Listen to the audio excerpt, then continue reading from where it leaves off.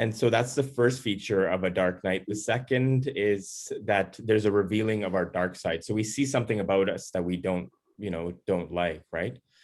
And in the case of Arjuna on the battlefield, he basically, we see him going through a panic attack when he's at the prospect of him having to fight his own kinsmen and family members.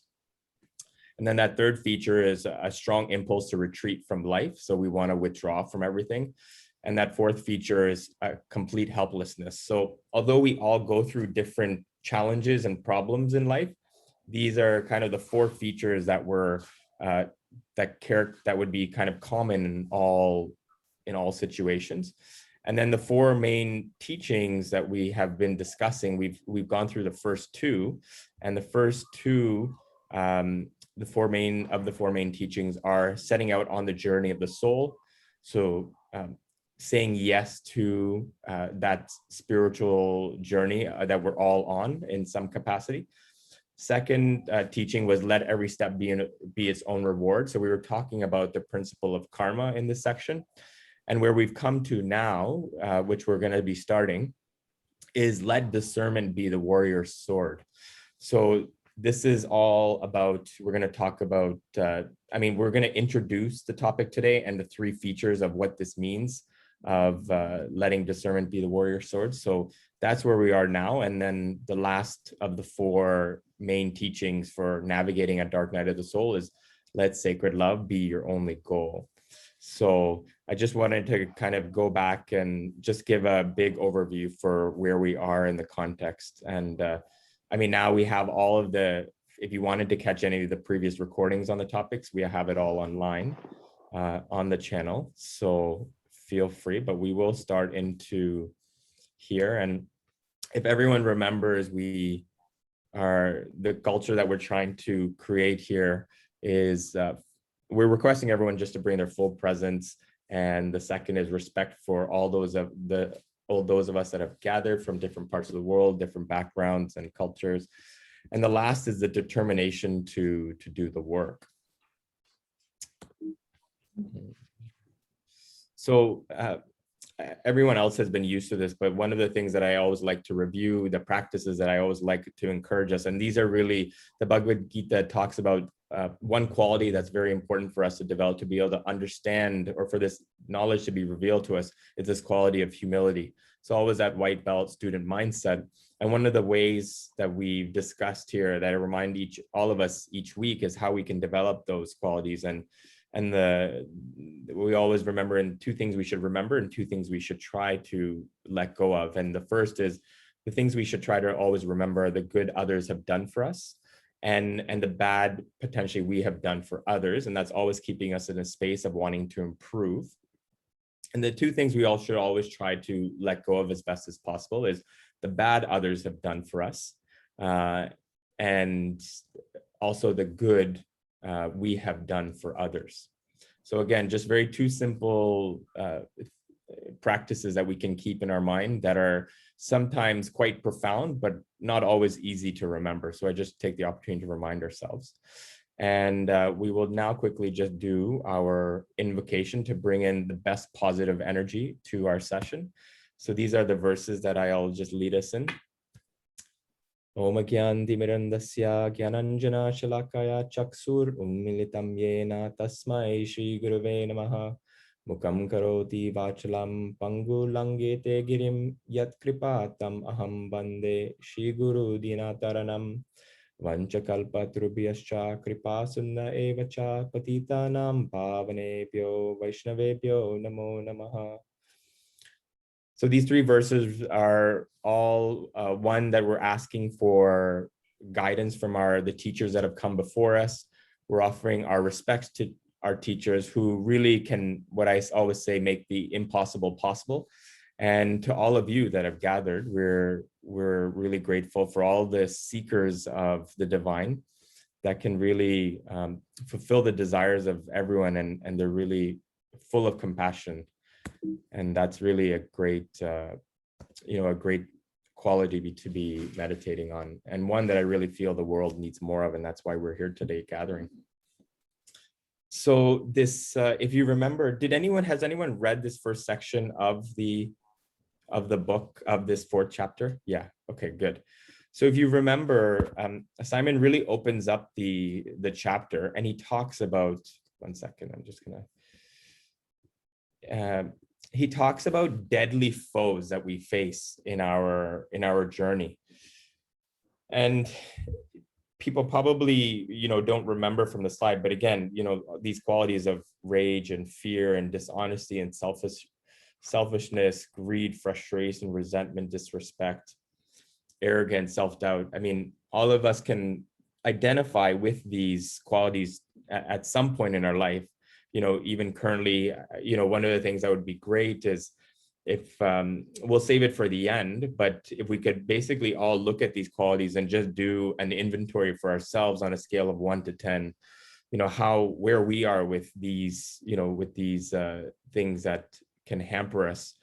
And maybe even if we really wanted to take it further, we could take these lists of qualities and we could, sit down with someone who loves us and cares about us and ask them for their input also, and how this impacts our lives. Because sometimes I find that these qualities are sometimes within us, but we don't even see them or know about them, right? They're sometimes hidden, but they can come up really quickly. But if you remember, earlier in this book, this is, again, I'm just doing it as a contrast. This was just a slide from earlier in the book, powerful enemies that we face. But again, you can see that there's a lot of similar qualities. And the reason why Simon brings this up to open the chapter, to really, for us to connect with these qualities. But also, it's really the whole chapter now is based on removing, or these enemies that we face. But the way he starts that is he quotes a very specific, we know that the chapter of this, or the title of this chapter is let knowledge be the warrior's sword. But the sword of knowledge, this reference that he has in this book, in the Bhagavad Gita, you can see in Sanskrit, it's tasmata agyana shambhutam ritstam gyana sina atmana chitvevam samsayogam atishto tishta bharata. So the actual direct words from the Gita are, therefore the doubts which have arisen in your heart out of ignorance should be slashed by the weapon of knowledge. Armed with yoga, or Arjuna, stand and fight. So this is a part in the section of the Gita where, we know we're basically, Krishna is trying to equip him with knowledge to be able to remove, again, all these doubts. And these doubts come in the form of the various foes that we saw on the earlier slide. But this is a really key word here and I highlighted it in red, and it's kind of three parts. And if you go, I'll actually just reference the section in the book that you can just see. 1 second. So if you go to, for everyone who has their copy of the book, if you go to page, it's the footnote, the second footnote. So it's going to be part 4, and it's going to be on the second page. It's where he's listing off the 3 points, but at the top of the chapter, he says, to help his friend Arjuna, Krishna gives him indestructible weapon, the flaming sword of knowledge. And this sword of knowledge, it's really important to talk about what kind of knowledge this is, because it's not just any type of knowledge. But if you look in the footnote, this jnana, so this is referring to 3, like this word, it can be broken up to 3 parts. There's jnana, sina, and atmana. So jnana means knowledge. Sina means like the blade, like a sharp blade, and atma means atma means knowledge of the self. So it's very specific. It's not just any type of information that's going to help us, slash these doubts. It's really knowledge of the self. So, and we call it, we package it in all different ways: self-development, the spiritual path, whatever it may be. But again, it's all coming back to the same thing, this science of realizing ourself, of knowing our real self. That's in fact the knowledge that we need to remove these doubts. And this is very specifically what it's referring to. Does anyone have any comments or questions or thoughts?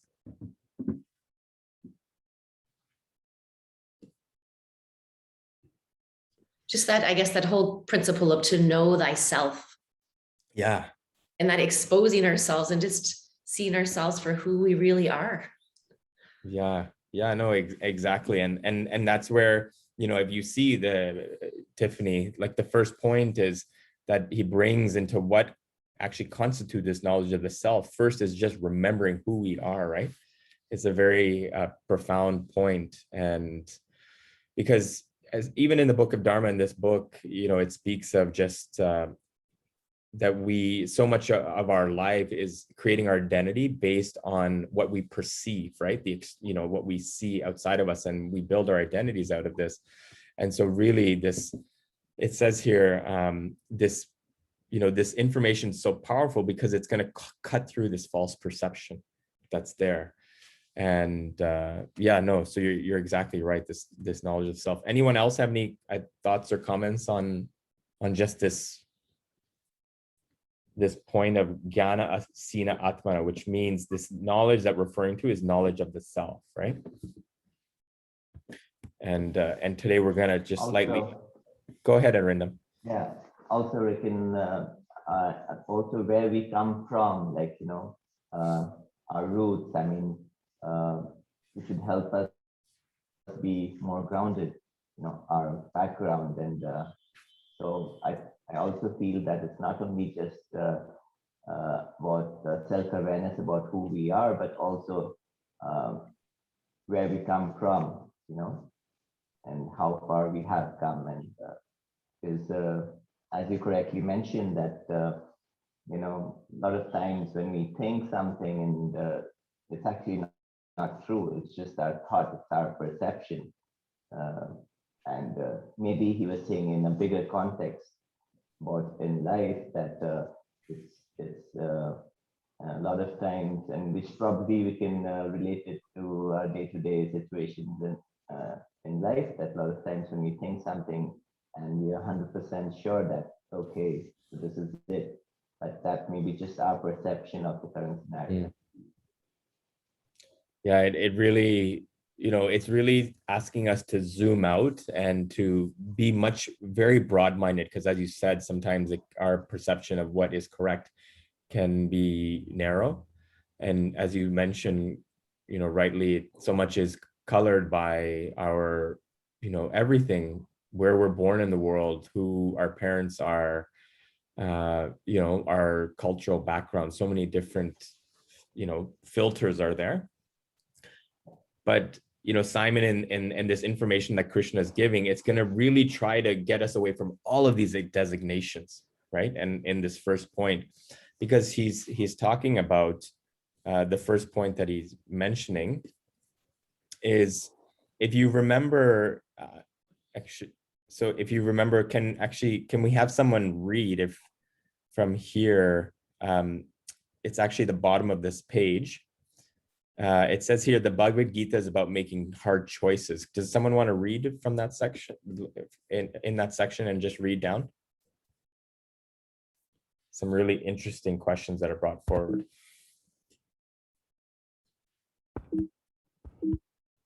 So we're really on the, I guess, second page of the fourth section. And at the bottom, where after it talks about 1, 2, 3, it says the Bhagavad Gita is about making choices. Do we want to, is someone able to read? I can do it if you want. Please, Paul. So the Gita is about making choices, hard choices. Arjuna is faced with a difficult choice. Should I fight? Should I not fight? Lost and confused between two great armies, he doesn't know what to do.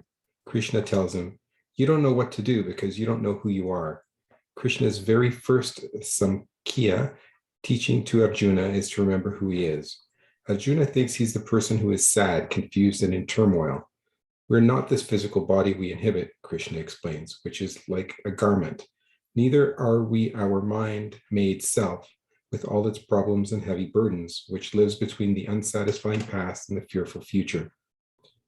Samkhya allows us to grasp that we're not the imaginary lead character in our small story.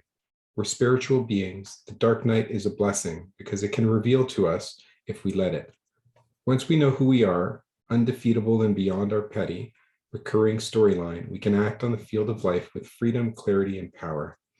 Whatever we do is then truly an expression of yoga. The dark night of the soul is a type of death. It breaks us apart, but in doing so, it allows us to find the unbroken self at our core. The knowledge of who we are is not something to be learned, just remembered, like the person waking from a dream who automatically remembers who he is. Krishna refers in his teachings to the disturbed memory. From disturbed memory comes loss of discernment, and from loss of discernment, a person becomes lost.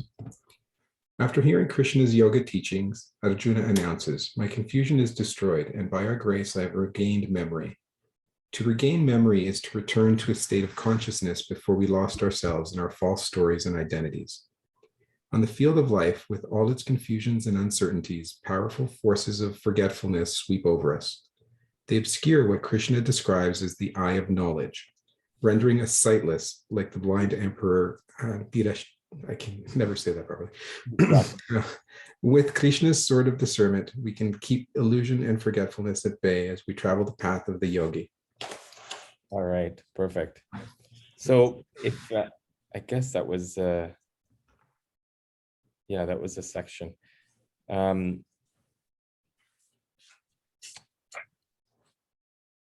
So you can see here that we'll all face these questions as we go along, and I thought a profound statement that Krishna makes is like, you don't know what to do because you don't know who you are. Right, such a profound statement. And I think so much of our journey in life is when we talk about just like discovering our purpose, it's really that exactly what he's saying is just like discovering who we are, right? Like it's like a rediscovery. And one of the other points that I thought was so powerful, it's not something to be learned, it's just to be remembered. And what that implies is that it's always there. It's not. It's basically a forgetfulness, and we're here to remind each other. It's not something that, okay, you have to go to school, we need to send you to school. No, it's always there, right? This knowledge of the self, which is, and in that way, it's very empowering because it's really just a matter of us like doing an excavation process. Anyone else have anything, thoughts or comments to share on this section that we just read? Yeah, so this might seem kind of out there, but I was listening to this talk and it was like, how people have these, sometimes people have near-death experiences, and you see this light, and, everyone sees it. And so they were saying that really that light is you that you're seeing, and I heard that like a week ago. It's just like been kind of cut to my soul to think about that. And I always go back to that lighthouse quote, right, that you have, Tiffany. I mean, it just, how much we just block out our own light. I mean, I found that so profound. Yeah, and no, it's such a great comment, Stacey. I mean, this point that you're making about what we see is ourselves, right? Mm-hmm. It's it's not always, and sometimes it's not easy to digest either, because we see, again, going back to, we see sometimes things that necessarily we don't like, right? And but it's like what sets me free about that comment is everything that we don't like is like our created story, right? But really who we are is that incredible light. Yeah, no, you're true. You're absolutely right. Thank you. Tiffany? It's kind of like, I see it as this process of undoing, right? We're just undoing all that programming and everything that we've learned, that story, to be able to see our holiness. which is what we're this Yeah. holiness and purity, but we add so much to it. So we're learning to unlearn. Yeah, and as you, if you remember from just earlier what we were reading, this uncovering process is basically, the Bhagavad Gita describes it as like, you know, we transition through this life into the next, and it's basically like putting on different garments of clothes, right? We're just going from one set of clothes to another set of clothes. It's just a very, you know, vivid explanation. And you know, the garments, the clothes, they're going to come and go, but what's underneath those clothes, that's actually what's you know, that's what we're really interested in. I like the analogy of the garments. And it's funny now, just if I can comment. So in medicine, you know, I'm trying to think, what is it that I do and how am I really helping people? And, you know, I see us as the shell, right? Like this is a shell. We're dressed up in clothes, but really what's important is our core, which is our spiritual body and our holiness, because that's what's lasting and enduring. So I was thinking of this the other day that, you know, I'm just kind of tuning up the shell, what I do with a lot of the work that I do with whatever it may be, with prescriptions and checking blood pressure. But at the core of it, the greatest gift I can give to my patients is to be present with them and to see them as their soul, like really to have that sense of love with them, and not worry about the itty bitty of all of this like health. Because if people would only let go of the shell, like if we undid all of what was covering us, then we would be in a state of healing, and we wouldn't need external medicines and everything to do it, because our body would do what it is programmed, or what it is meant to do, which is to be well and to be still. But disease comes in because we won't let go of all this external world, right? So yeah, anyway, that's my take on medicine. Thank you. It's like a product, disease, definitely a product of, you know, what I would consider some aspect of forgetfulness of our, you know, of our real self, right? And no, thanks for bringing that perspective of just what we're trying to do day to day. And as you were saying, that presence is really important, because if we can give that to someone else, you know, hopefully they can be also inspired to share that with someone else. And whatever reminder we can do for everyone about knowledge of the self is, you know, of their real self, is really, I think, one of the best gifts we can give anybody, really. So, so just moving on to a couple more slides, was if you see the next section of the chapter, it's really cut into these, you know, Simon cuts into like very like key reflection questions. He frames Arjuna, and again, going back to Arjuna is just not any ordinary person. Like he really shows the greatness of Arjuna. Okay, you know, Arjuna is on a chariot that was given to him by the, you know, the saintly gods, right? So it's basically, you know, infallible, right? And Krishna's his charioteer, not, you know, none other than the Lord of the universe, within all of us. And then, you know, he's been training for years. He's the best of the best. And then, you know, again, just like this is a type of predicament. He's in a predicament where he's about to, you know, go into war, and that's a significant one. But I really loved how these questions came to us. You know, what kind of chariot do we possess? You know, who or what steers our chariot, right?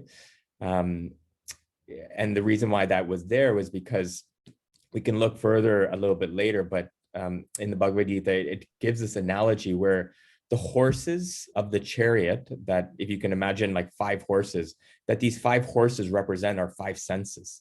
And that these 5 senses, as you can imagine, like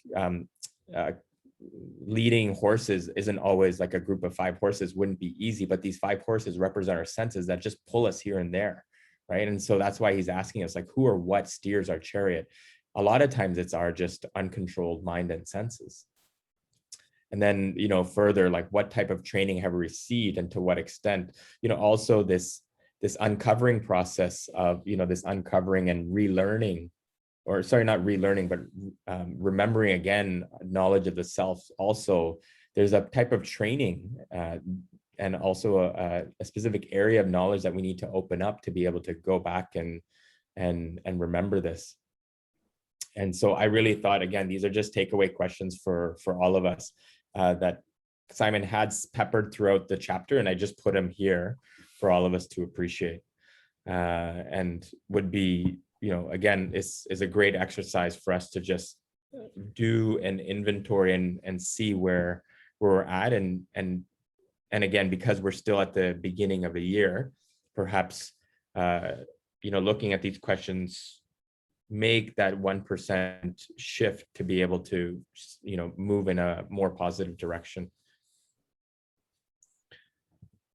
And so the big term, I'm sure everyone saw this term come up a few times, is word Samkhya. So it's in the book, it's spelled with an M, but it can also, the way Sanskrit is written, it can also, you'll also see it written with an N as well. So Sankhya.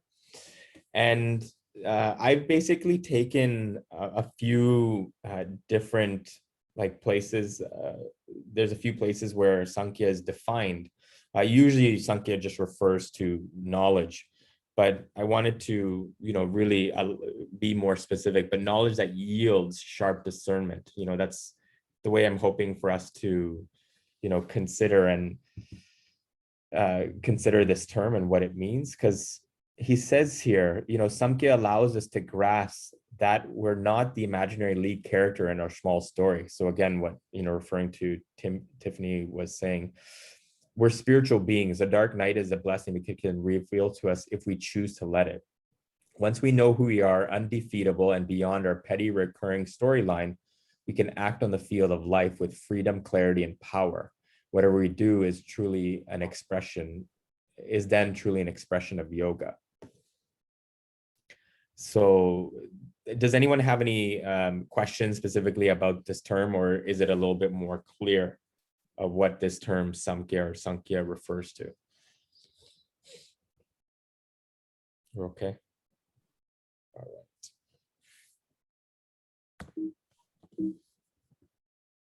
So again, just to wrap it up, you know, just going through, and again, we'll basically dive into each of these because a whole chapter is dedicated to each of these teachings on Sankhya.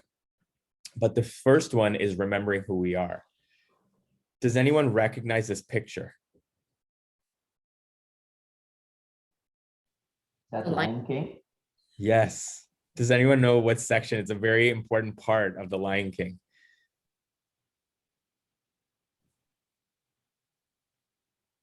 Isn't it the father? And the father reminds him of who he is? Yes. So, I mean, I'm a big Lion King fan, so this image really resonated with this point. But there's a section, and I'm sure everyone's seen the movie, but Simba, he's moved away from all the people that he's known, and he's living a life with just, Pumbaa and other forest creatures. But he doesn't want to go back to the life of facing his uncle who killed his father. And again, it's really just it's his father who comes to him and says, you're a king, and you're kind of your greatness is something that you have to realize, right? And he's there to remind him. And so I thought this was a very fitting image there, is that, for individuals that come into our life to remind us of who we are, it's really important. So I just want us to read that specific chapter, like the paragraph here. I'll go ahead and read it. We speak a lot about yoga, but less often about its opposite, V-yoga, that which separates us from our true potential. On any journey, it's important to differentiate between terrains and to be alert to dangers such as perilous swamps, cliffs, or thieves on the road. There are many optical delusions on the inner path. Like mirages, they confuse the unwary traveler, causing her to leave the path and lose her way. So again, this what we're referring to here is, I was just going back to, Paul was reading the section on disturbed memory. But again, this reminder of who we are, this point that we're going to dig into a little bit more, is that, we're in fact spiritual beings, which everyone, has come to see. So that's the first piece of knowledge that we continually need to remind ourselves. And even if we can remember this in the course of a day, is quite a powerful thing, because it immediately helps us be able to disconnect from necessarily both the happiness and the challenges or the pain that we go through, because again, we're connecting with a completely different part of ourselves. So that first part is that we're spiritual beings. The second point here in these three teachings of discernment being the warrior sword is this understanding the terrain. And to that point, it says here, Arjuna must not only remember who he is, but must also understand the field of action. Krishna tells him about the three qualities, sattva, rajas, and tamas, that form the landscape of the present moment, the field of engagement. These two combine in endless permutations to create a play or a form in life. So this specifically is later on in the Gita, and I think we've talked about it too, but that everything that we see and we experience in day-to-day life, it's separated into these three fields or energy fields. And one is sattva refers to, goodness. Rajas refers to passion, so that passionate energy. And third, tamas refers to ignorance, right? So that energy that really, can pull us down. There's a role for each of them. But again, just being aware of these three fields of energy that we encounter and understanding that the whole, the terrain of this is how the world operates, it basically gives us better choice to situate ourselves in an energy level that is more conducive to, again, remembering part one, which is remembering who we are. So that's the second teaching. And the third is distinguishing between the divine and the godly. So there's a whole 16th chapter of the Bhagavad Gita is just dedicated to, again, a lot of as we were looking earlier, the foes and the enemies that we face, but also the divine qualities that we are trying to, again, excavate and remember. They're all within us as souls. And these are the things that we're trying to remember. And so the third main teaching, he says here, in traversing the inner landscape, the yoga traveler will need to distinguish between what helps and what harms her. We possess both higher qualities and lower qualities. Both exist within us as a potential. Krishna advises Arjuna to differentiate carefully between these two potentials. So that's the third, the third teaching or element of this chapter, where then we'll be better equipped with knowledge of the self.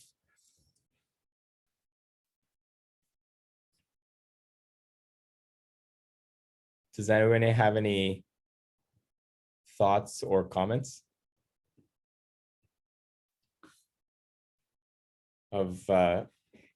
again, this was just really like opening up the chapter that we're diving into. But it's really amazing. I don't know if has anyone gone to the end of the book yet? I think people have. No, we're just reading along. That's fine. But yeah, once you kind of peel through the next few chapters, there's some really powerful information. And if we can do this as I know we were going back to the homework exercise, but if we saw those reflection questions, and specifically what I was hoping that we could do, I had this idea. Oh, Enver's going to join us for the end. Is if you remember these qualities that we put, these foes or these enemies that we're dealing with, if we could just, within ourselves, just do an inventory of where we're at. And I think a simple way would just to be looking at these and just scaling it on a scale of 1 to 10. Again, it's the numerical values just for us.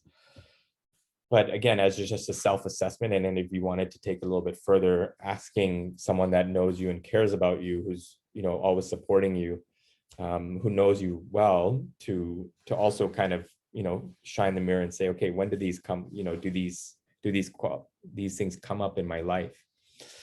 And one thing that I wanted to, you know, share that Simon was sharing with me yesterday when I was with him was, you know, we talk about this fear, lamentation, and confusion of past, present, and future.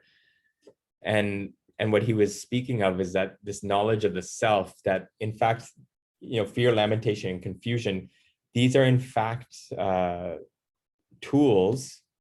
These are in fact tools that we can use to actually tell us when we have these three feelings within us, that in fact they're a moment for us to stop and reflect, because, you know, most of us were trying to maybe necessarily not have these and push these away, but in fact we should use these three feelings of fear, confusion, and lamentation as teachers, because when they come up within us, that's the moment we can stop and basically, you know, they can serve as checkpoints for us to reassess and say, okay, what we're feeling, what we're necessarily doing, we can use these as pieces of feelings to recalibrate and balance.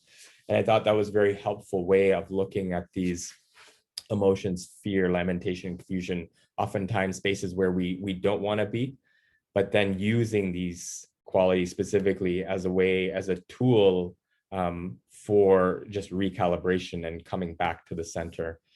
I really like that. So I just wanted to share that as kind of just a departing point. Does anyone have any thoughts or comments that they wanted to share from this opening section?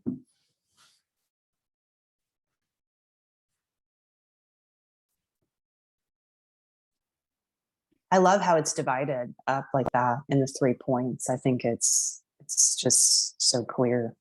Yeah, it really helps us to, you know, it makes it very tangible and something we can digest and look at just individually, right? Because when we're getting into this knowledge of the self, I mean, you know, we've seen so many people speak in different aspects on this knowledge of the self, but this clarity really helps us to be able to ingest it in a way that we can try to apply it to ourselves and share it as well. So that's what I liked about it, is that how clear, you know, how clear and specific it is. Exactly. So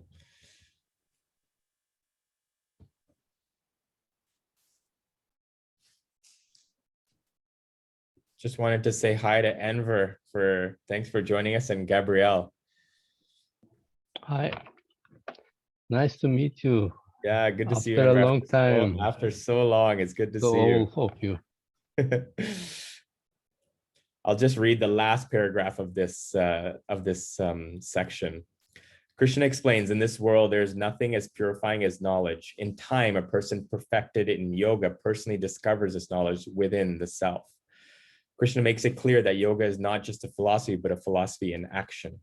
The knowledge of discernment that Krishna shares is something that needs to be lived, not merely contemplated. Putting our knowledge into practice begins in the dark night of the soul, when everything we cling to has fallen apart. As Arjuna discovers, the yoga of despair is about transmuting despair into discernment. Like the fire that forges the sword, adversity can forge the spirit and produce wisdom. Armed with the sword of Sankhya, the same weapon of knowledge that Krishna gave to his friend Arjuna, we too can vanquish the obstacles on our path and the false perceptions that tie us to our small human story. Like Arjuna, we can travel far on the path of yoga without fear.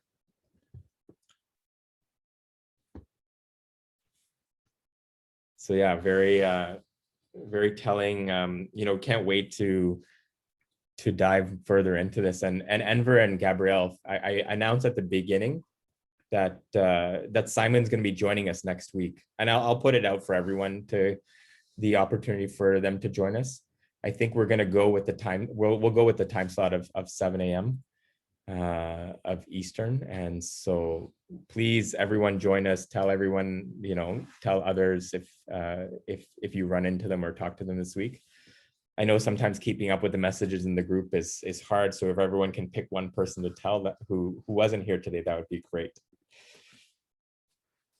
And Rikin, I just want to say, for these sessions that you do for us, like even the images and everything that you use, like now that you posted that picture of Simba, and everything just makes it more comprehensible, and it really adds to, I think, my memory and my interpretation. And it's so wonderful that you're facilitating all of this learning and teaching for us. It really is incredible. And I've missed it so much. And now that we're back, this is just, it's wonderful. It's really what I need in my life. Thank you. Thank you. Oh, thank you, Tiffany. Yeah, no, I definitely I try to put a lot of thought into seeing how we can take the words, and I feel the images hopefully enhance it. So thanks for that feedback. I really appreciate it. I would just like to add to that, Rikin. I mean, it's been my first year. I'm sorry I've been really missing out, but I mean, it's been so powerful today. It's just the perfect recap, like, these things that you just hear, and a lot of things like you already know, but just this half an hour of it's just a recap that I should start inculcating into my day-to-day life, and just to know who I am. And thank you so much. I'm very grateful to be on the call. Yeah, thank you. Thanks, Arindam. And this is really what we're trying to, we're helping each other every week by gathering, and you can see like everyone's become, very close.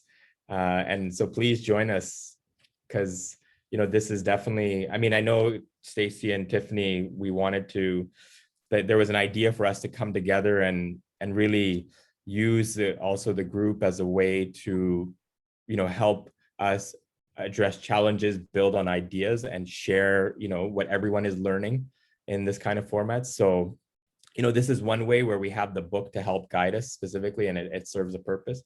But we're hopefully looking to expand our, the way we interact in the community, which I think is a great idea also. So thank you for the feedback. And yeah, this is really, again, like I said, this knowledge of the self, the more we can, remember it ourselves, apply it to ourselves, then the better chance we have of sharing it with others as well, which is, again, like I said, I feel the greatest gift that we can give each other. One of the images you gave that I still go back to often is when you talk about, I haven't made this part of my character, and when I do, I can say that I've learned it. That image, and I took a screenshot when you were talking about it. I mean, it just, that to me, because that's really what we're doing here, right? Yeah, is making this is the a knowledge very, part of your character. Yeah, so Arindam, this is spoken by Yudhishthira in the Mahabharata, and it comes at a story where his teacher has asked, everyone about something that he's taught them, and this was Yudhishthira's reply. And Yudhishthira is known as he's considered a saintly king because he never is dishonest, and this is really, the epitome of that honesty right here that Stacy mentioned. So, thanks, Stacy, for reminding us of that. Any closing comments or anything else, anything anybody wanted to share? It's so nice what will, to see everybody. sorry, what will Simon be covering next week? So I think, I mean, and it's really for us to decide. I mean, I know he'll have a small portion that he's covering. It may obviously go a little bit longer than the hour next week, but I think it's an opportunity for us to bring questions on anything that we have, seen throughout the book. But he will have some, specific points that I can detail that more. So like after just getting a call from him, or just getting some sort of outline from him. But I think really the best way is to see, like, if there's any part of the book that we want to unpack further, or really, go deeper and ask him questions. This is really a great opportunity. So I would say, just if we can go back and review, I wouldn't, I mean, if people wanted to make the extra effort this week to read a little bit further ahead, then if there's any, anything that we're going into also, we can bring it up as well. The part in, I can't remember exactly where it is. I think it's further on, but where he is walking in that sketchy darkness in India, and he like sees his soul. That is like the most amazing thing I've ever read. So that would be one. Yeah.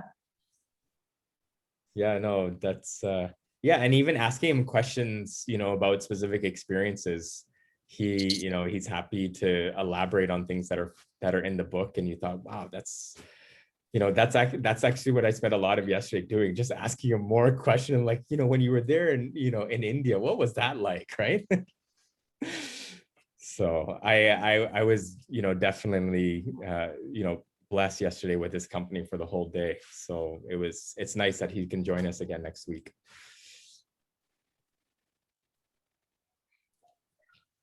All right, everyone, we will depart there. It's 7 o'clock, and we'll see everybody next week at 7 a.m. Eastern.